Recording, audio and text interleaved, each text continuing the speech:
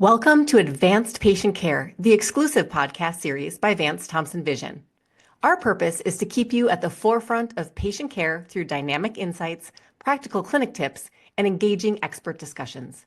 Join us on a journey of continuous learning and professional growth as we delve into the latest advancements in ophthalmology and optometry. Our mission is clear: empower eye care providers with the knowledge and tools needed to deliver exceptional patient care. The Advanced Patient Care podcast is dedicated to elevating our craft, one episode at a time. Hello, everybody, and welcome to this episode of Advanced Patient Care, the podcast from Vance Thompson Vision. I've got some wonderful guests with me today. I'm Mike Greenwood. I'm a surgeon up in Fargo, North Dakota, and I'll introduce my guests. We'll go around the horn. We'll start with you, Kelly. Hey everyone, I'm Kelly Seeps. I'm an optometrist at Vance Thompson Vision in South Sioux City. And Jason. Hi, good morning. Yeah, I'm Jason Schmidt, optometrist with Vance Thompson Vision in Alexandria, Minnesota. And last, but certainly not least, Vance. And Vance Thompson, I practice refractive and cataract surgery in Sioux Falls, and honored to be here with you all.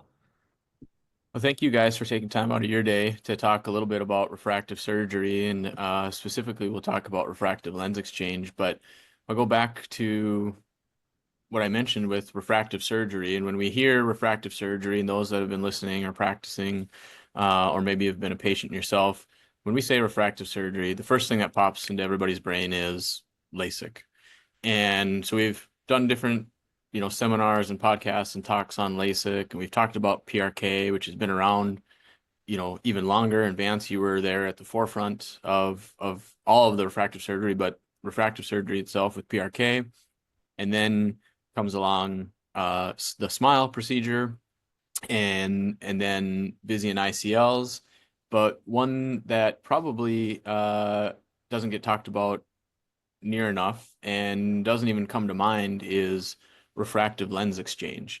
And Vance, I guess I referenced you. I'll start with you. Do you want to kind of talk about why just what is a refractive lens exchange? What am I even talking about?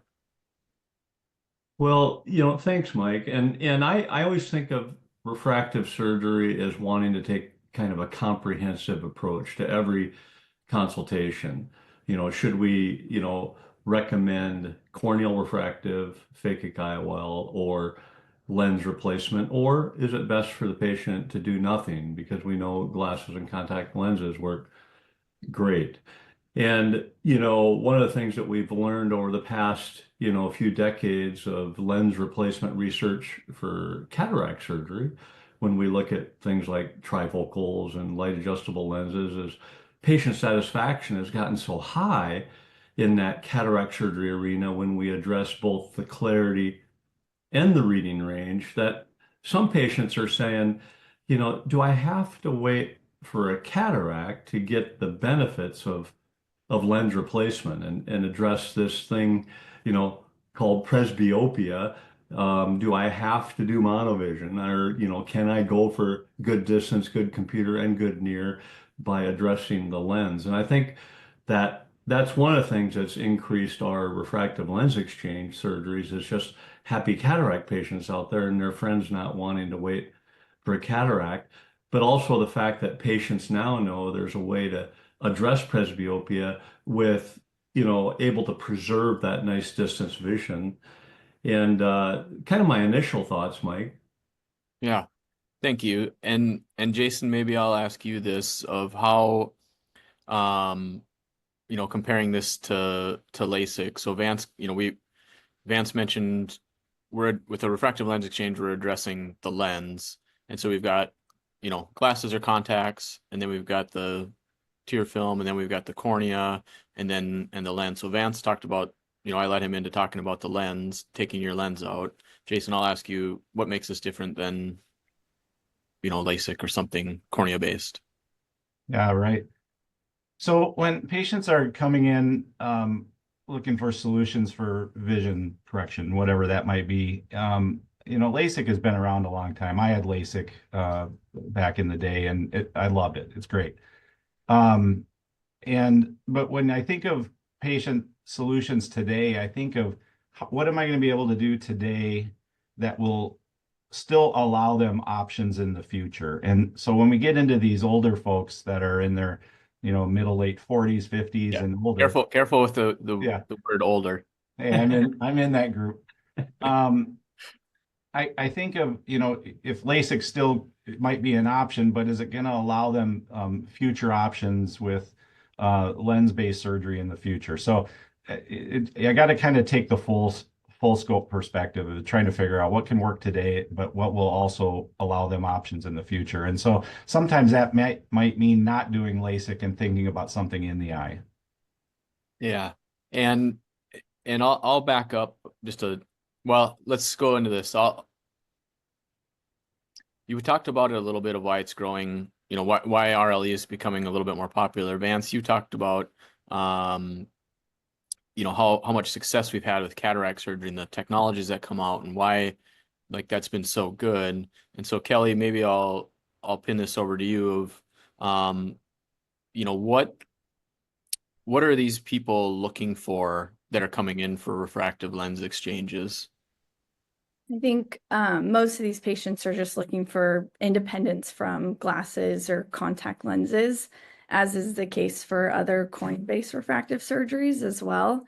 But traditionally, those surgeries can only fix a patient's vision at one distance. And so, whereas we've had monovision as an option for these patients in the past to, give them as much freedom as we can, there are downsides to that. And so, being able to offer these patients lens technologies and lens-based solutions that allow them more of a full range of vision in both eyes can enhance the clarity and quality. And I think the benefit of that is, too, they're not going to need cataract surgery down the road. And so, they're looking for a long-term solution, and cataract surgery remains stable for a long period of time. So, yeah, and great point about not needing a future surgery with cataract surgery. And so who who would be a great candidate for refractive lens surgery? Jason, you touched on you've had LASIK before. So would a 20-year-old patient need refractive lens exchange?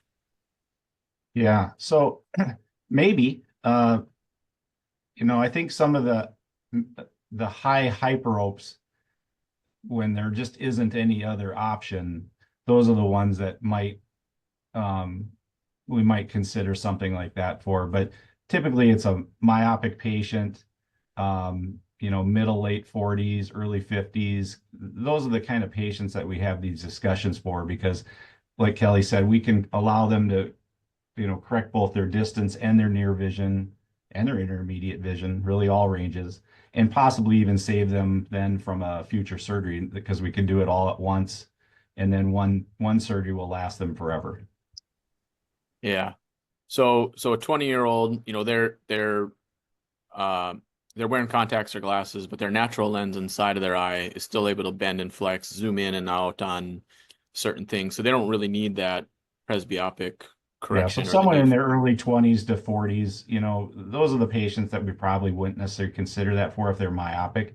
Like I said, some rare cases we might consider something like that for a high hyperope that there just isn't any other options. We can't do cornea-based surgery. They don't really make a good phakic IOL, and so maybe a lens-based surgery would be a consideration for that.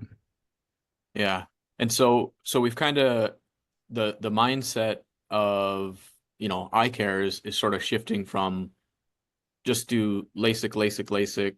I'm saying cornea-based refractive surgery. I'm using LASIK again as a generic term, like we mentioned at the beginning. But if you're 20 and you want to get out of glasses or contacts, it's LASIK. If you're 30, it's LASIK. If it's 40, it's LASIK. If you're 45, it's LASIK and you're going to need readers. If it's 50, it was LASIK and you're going to need readers. If you were 60 and you didn't have a cataract yet, but you wanted to get out of glasses, it was LASIK and you're going to need readers. And then the cataract would, come after that. And so now we've got this opportunity in these, like you said, Jason, kind of the middle, I'm going to call it the middle age, the sweet spot, because that's kind of where I'm approaching. But the 40 year olds to the pre-cataract, 55-year-olds, that we can take out their natural lens and put in an artificial lens. But we've been able to do that for years and years and years, with cataract surgery. Vance, you touched on it just a little bit, but why, or sorry, maybe it was Kelly. Why all of a sudden is it so much more advantageous to do refractive lens exchange in this population versus LASIK? And Well, I'm kind of leading you, so. we all know that the happiest patients are the ones that we give full range vision to. And it seems like the happiest, corneal refractive or phakic IOL cases are the ones where their accommodative mechanism works great. And so once that accommodative mechanism starts to deteriorate, patients are enjoying hearing the options of not only taking care of their refractive error, but also their presbyopia. And we even have some coming in with no refractive error, just presbyopia, because they want that full range vision. And so, for me, it has a lot to do with how our world has moved to computer and cell phone driven. And so patients are really enjoying the convenience of restoring that full range vision of their younger years. And so the high patient satisfaction of, modern day implants and cataract surgery, again, have these patients saying, "Gal, do I have to wait 10 to 20 years for a cataract? Can I go ahead and have my lens replaced now?" And it's the fastest growing area in refractive surgery because of the modern day implants. And also, even some of the patient education stuff that we're doing about the fact that people can have full range vision, and we can simulate that for them. Yeah. So this is a great time for a break and kind of moving into our next steps. And so let's move on to kind of the whole process of, what it means to have a refractive lens exchange, starting from maybe even just the education, like you said, Vance, and then we'll kind of work our way through the evaluation, the technology that we've kind of touched on, and any other tidbits that come in there. But I think just to kind of summarize what we talked about before is a younger person, 40 plus or minus 10 years on each side of that, who's looking for full range of correction, who's starting to have some issues with near and including their distance vision. And the reason why it's become so much more popular recently is kind of a three-headed monster with the way the world is moving, with our technology being kind of more in this near intermediate range than it ever has been, and the safety and efficacy of the surgery and the implants themselves. So let's go, Vance, you kind of touched on the marketing opportunity and just more awareness of people not knowing that it's available. And so, Kelly, when people come into your practice, how often do you think they know that refractive lens exchange is even an option, or are they coming straight in saying like, "Hey, I want LASIK"? I think it's maybe not as popular as LASIK is right now. Most patients have friends or family members that have had LASIK, and they're coming in and they're asking, well, is LASIK an option for me? And, for the most part, that answer is yes, but there are patients who maybe have too high of hyperopia, or who are interested in, refractive surgery to get out of glasses, but have been unsuccessful with monovision in the past. And so I think, LASIK is it's more common and more popular. And so it's us, and I think the OD's role as well, to learn that this may be an option for some of those other patients who in the past maybe haven't been a candidate for cornea-based refractive surgeries. Yeah. Jason, when say you've got a 50-year-old patient who's, never worn glasses their entire life until they needed readers. They're like a +1 hyperope.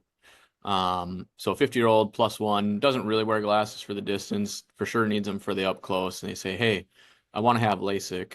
And you say, understandable, but how about this refractive lens exchange? What's their reaction? Yeah, it's probably one of, I didn't know this option existed, first of all, but I think it's just our job is to educate them on, what's happening with the eye. Why are you losing your near vision? What's the next step, developing cataracts in your 60s and 70s, that you're going to need a lens surgery at some point in your life. And so here's an opportunity to address everything now, and then you just have a longer period to enjoy the benefits of the results of the surgery. I think that's probably going back to what Vance had said. It's the technology. I think lenses have been around to correct for distance and near for a while. We had these accommodating lenses in the past that we don't use as much anymore, but there were options back in the day too. It's just these lens technologies have gotten so good. I remember sitting in doing research studies with Vance and the group on these lenses, and I'd watch these patients come in over and over and over again, and the success has just been amazing. So I think that has really probably driven a lot of us to kind of shift the focus back to having this done earlier as well, just because we know that the outcomes have been so good. But I think explaining that, or understanding the patient's visual needs is the first thing that I do. So, what do you do for work? What do you do for hobbies? Um, what do you do after work and things like that? And just understanding how they use their vision then can help us, figure out where do they land in that perspective. It's something that we want to do now, or do we want to wait? Do they have an early cataract even starting? Where do they land in that picture? Because if they're going to be needing a lens-based surgery pretty soon, then this is a good discussion to have.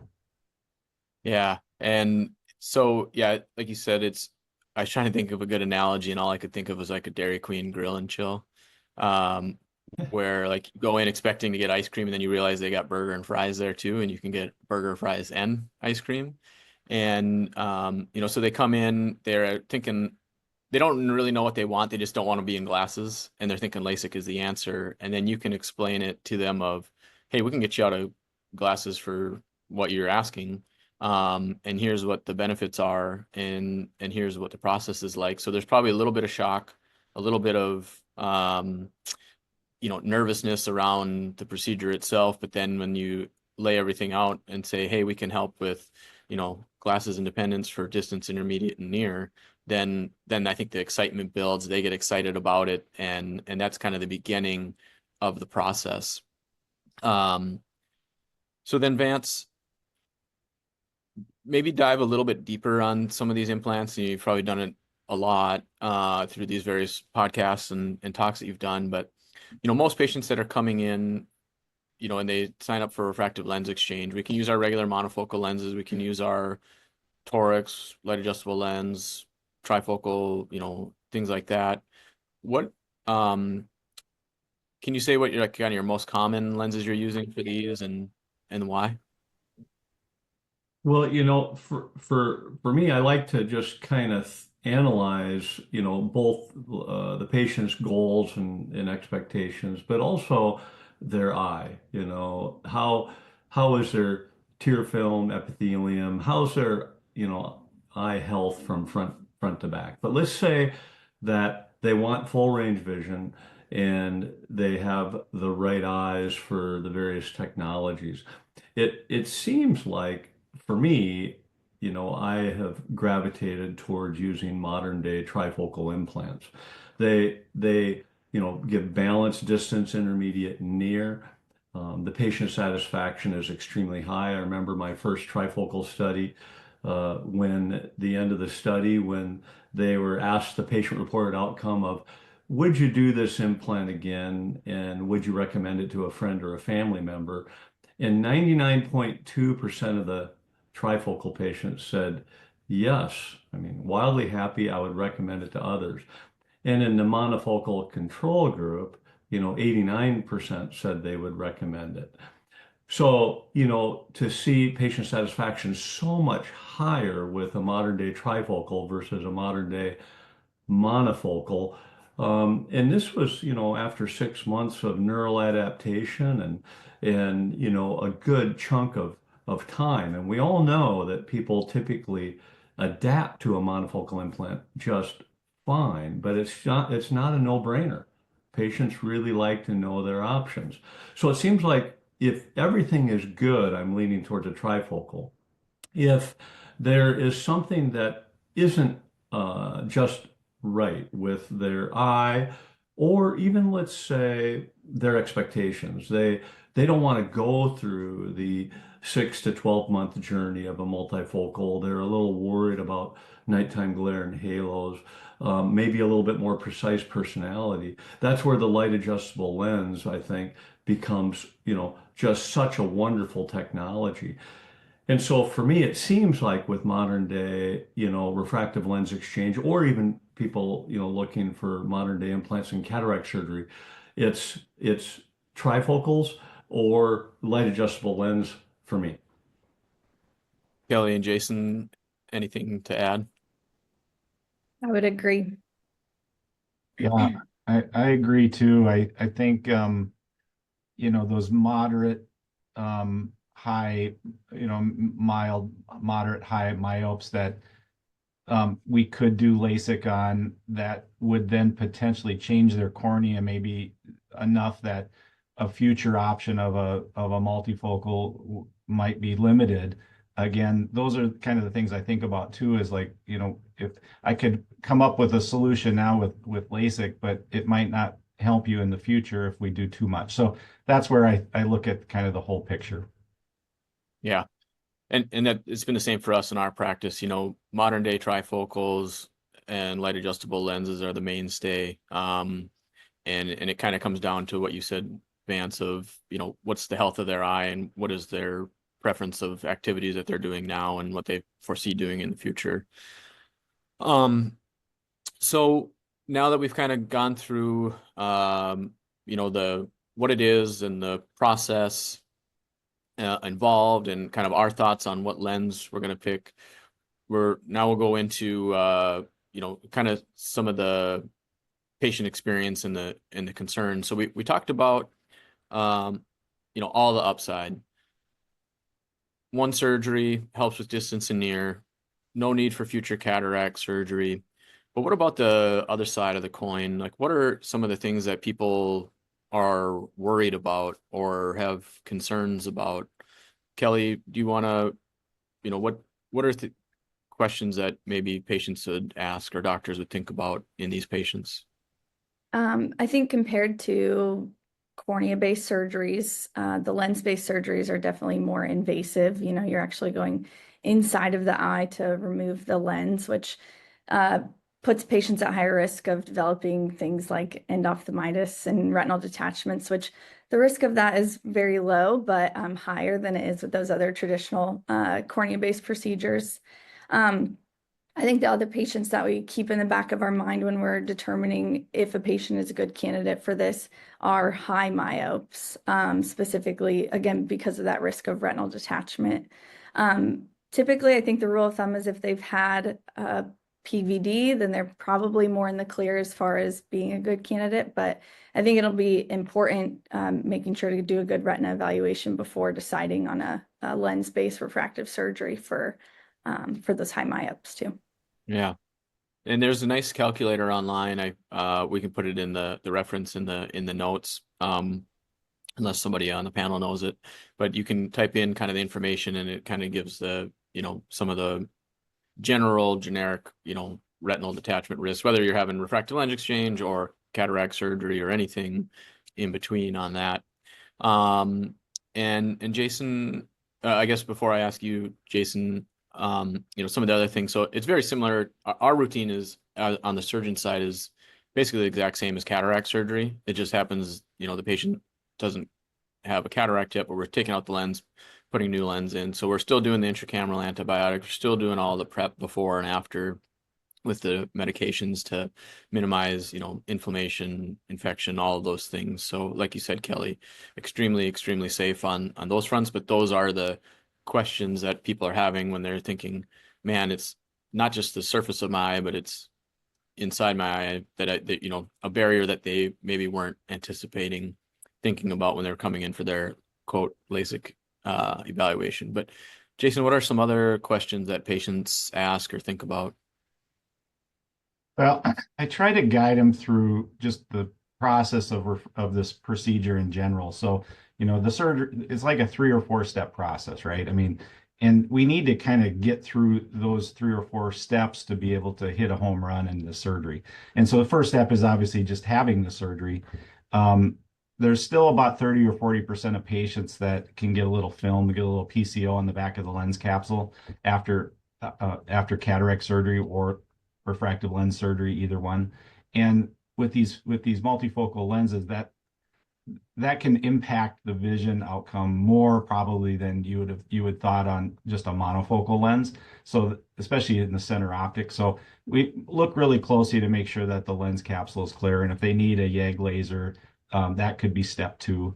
And then the third step is just nailing the refractive outcome. I mean, if there's a little bit of a correction remaining, they might need a LASIK fine tune as the third step. And so if you get through all 3 of those steps, those patients do pretty darn well. Now, I also talk about just the 4th step, which is just adapting to this type of lens, this neuroadaptation. And so I tell patients even from the get-go, you're going to see probably a little bit of glow around some lights initially after the surgery with a multifocal, and you probably see that now. So when you go home, look at lights, you might see a little glow around lights already. And um, and patients do notice that after surgery, but that's something that fades over time. And so as long as they kind of know ahead of time the expectations of maybe having to do a YAG, maybe having to do a LASIK fine tune, and maybe expecting that they're going to see some of that initially that will take some time to adapt to, then you kind of set the stage of what to expect. And I think patients then understand it a little bit better.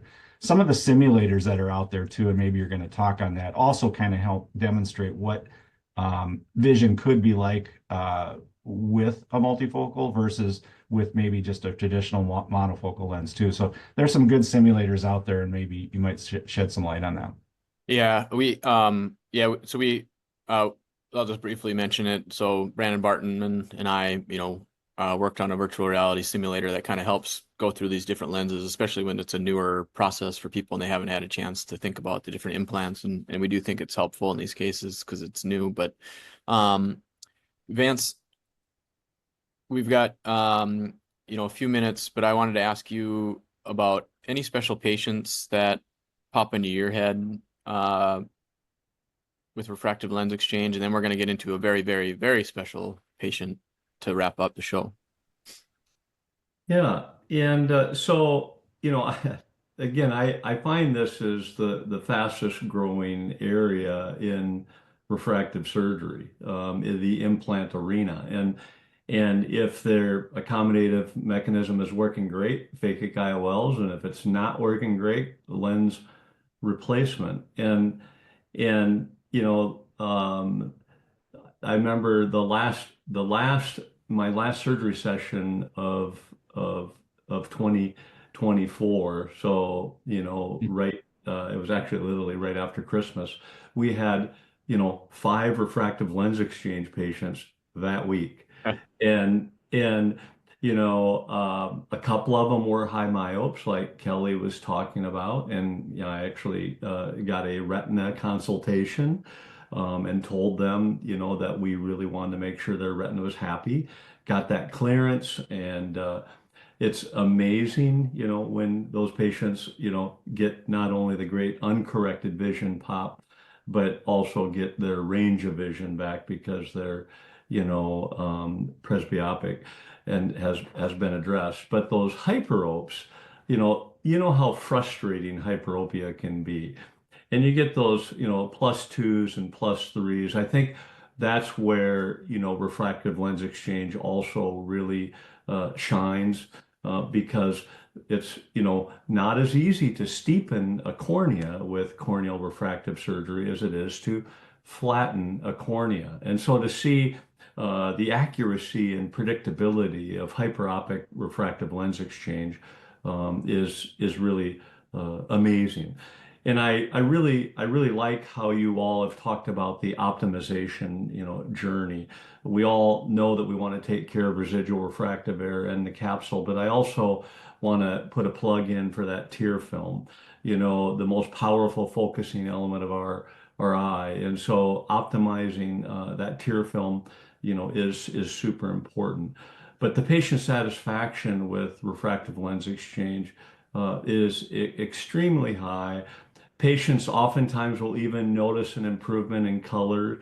It amazes them that their natural lens was actually causing more issues than they had predicted. That's why I don't like the phrase clear lens extraction. I like refractive lens exchange. But the idea that it's early cataract surgery is something that patients can really get their arms around. And the patient satisfaction with this, a lot of the frustrations that come with corneal refractive surgery in presbyopia are taken care of when we can go for that balanced distance intermediate and near with a refractive lens exchange. Yeah. I love it. And the story of the five after Christmas probably goes with the seven swans are swimming somewhere. It reminded me, I had a group of five farming friends that all came in for refractive lens exchanges, but one went first. And then when he did well, then he sent the second one and then the third, and then, it was over a course of a year. But Jason, you've had refractive lens exchange. You've had LASIK. I've had ICLs. I forget about the other two on this panel. I think Vance was born with perfect eyes, and Kelly, I think you were too. Yep. So, so Jason and I have had the refractive surgery, but Jason, you've had it twice. So can you tell us about your refractive lens exchange journey? Yeah. Well, like I said, I had LASIK in 1999. So, you know, shortly after it got approved, I was watching patients. I've been in refractive surgery for 28 years. So I've been watching patients back then with great outcomes after LASIK. So I said, sign me up. So I've had great vision, for 25 years. And then I got into my late 40s and things started to change up close. My distance vision was still fine, but my near vision started to change. And so I had to come up with a solution. And so I was wearing reading glasses again, reading glasses. And I'm like, I just hate this. It's hard for me and for what we do. I'm in slit lamps and I'm taking glasses off and putting them down and losing them. And so it's just glasses wasn't an answer for me. So, to be complete, there's some great eye drops out there, right? And so I tried these pilocarpine eye drops, and those worked okay. They didn't last the full day, and it's something you had to use every day. And so it gave me good intermediate vision, a little bit of up close, but it just wasn't what I was looking for either.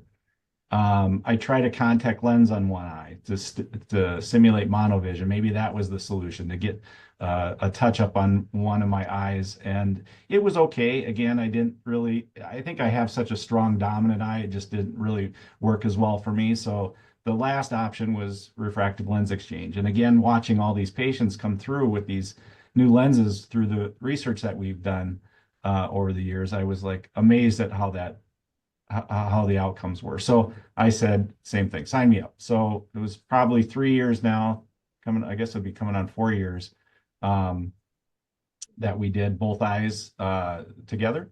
And the very next day, I was out for breakfast and reading the menu. So, and again, I did notice some glare, like I said, around lights initially that has slowly gone away. Or slowly went away, and it probably took 3 to 6 months for that to happen. But your brain just kind of figures this out somehow. And I drive at night. I'm sitting here talking to you guys at the computer. I can see as clear as can be. I can see my watch and things up close on my phone. I get all the distances. I did have a YAG laser on one eye about 6 months ago, and that was the only other thing that I've had after this. So. Yeah. Awesome story. And thanks for bringing up kind of your history of here's where I was at. I tried these different things and then knew that, the refractive lens exchange was the way to go. And that's very an important point that I think we talked about, but it's always great to reemphasize it. And I also like the fact that you said hey, I got both eyes done, same day. And which is also a nice thing. So well, with that, we'll kind of wrap up.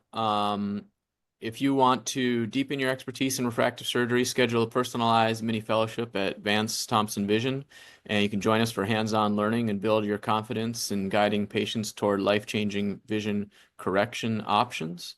We'll do one 10-second sign off for everybody. Again, we'll go around the horn. So Kelly, any last second thoughts? I think just remembering that this is another tool in our toolbox to help patients, and I'm really excited to see where it goes. Yeah. Vance?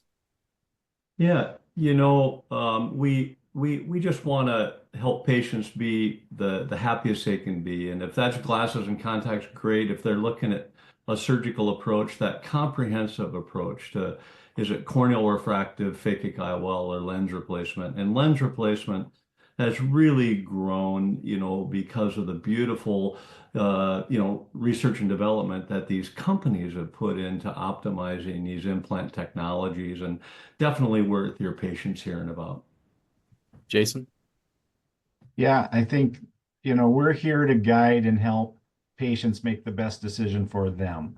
And so we'll be able to see that when we do the tests and analyze the diagnostics and talk to the patient about what their outcomes might want to be. And so depending on what that all evolves to, I mean, we're here to offer really the best solution for their needs. Yeah. The reason that I got into ophthalmology was the technology and having happy patients, and the technology continues to explode all around us and get better and better, which is just hard to believe. And I'm so glad that we've got these opportunities. So thanks everybody for tuning in, and hope you have a wonderful day. Thank you for tuning in to Advanced Patient Care, the exclusive podcast by Vance Thompson Vision. Want to learn more? Schedule a personalized mini fellowship at one of our clinics where you can gain hands-on experience and real-world applications tailored to your practice. For more resources and information, visit vancethompsonvision.com/OD. Let's continue advancing patient care together, one episode, one innovation, and one patient at a time.